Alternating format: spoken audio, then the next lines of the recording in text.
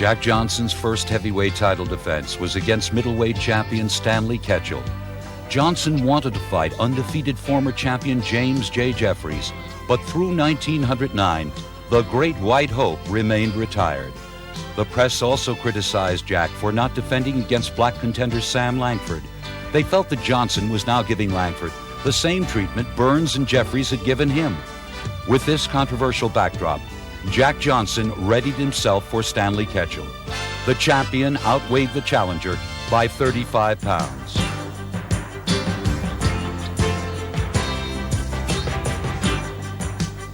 Stanley Ketchel posed at the signing wearing an oversized padded coat and 5-inch heels on his cowboy boots to diminish the size difference. But Jack Johnson could not be fooled. The champion had apparently agreed to one condition set by Ketchel's manager Willis Britt. It was that Jack would carry the Michigan Assassin for 20 rounds to protect Stanley's reputation as middleweight champion. Even though Johnson consented to do so, Ketchel made one crucial mistake.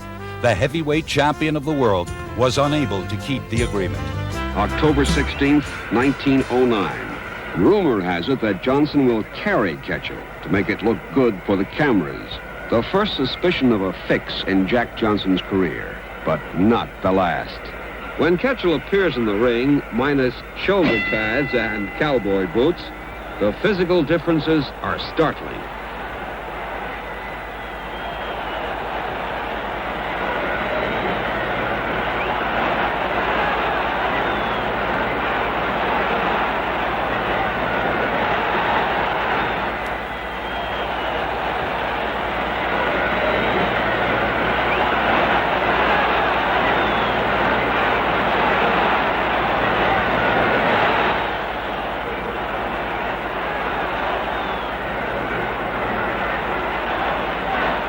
Combination of blows, and Ketchel goes down.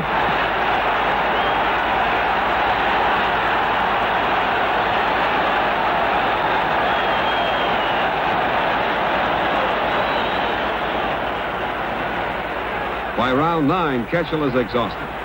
Courage, raw courage, keeps him on his feet.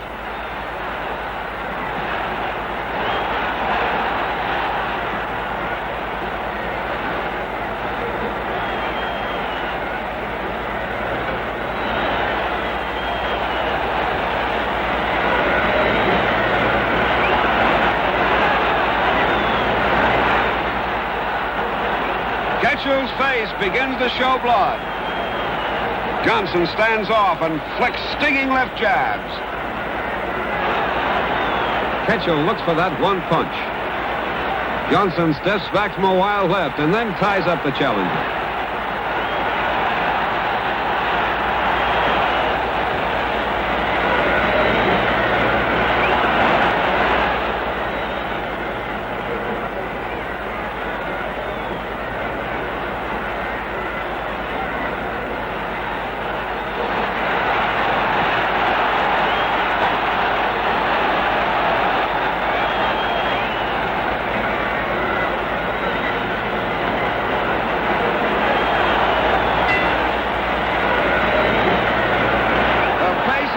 Blistering. Ketchel is still putting up a fight as they wait for round 12.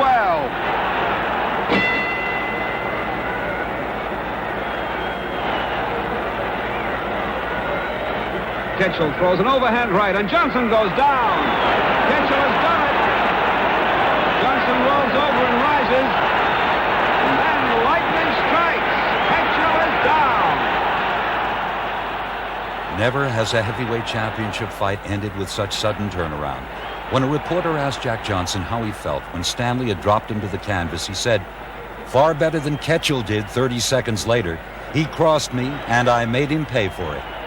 Willis Britt, Ketchel's manager, died shortly after the fight, overcome by the tragedy which had befallen his fighter. Jack Johnson later said he feared that the punch landed hard enough to kill the middleweight champion.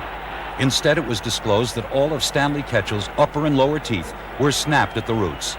If you look closely, you can see Jack Johnson wipe 2 of Ketchel's teeth from his glove. With one powerful right, Jack Johnson had sent a message to James J. Jeffries.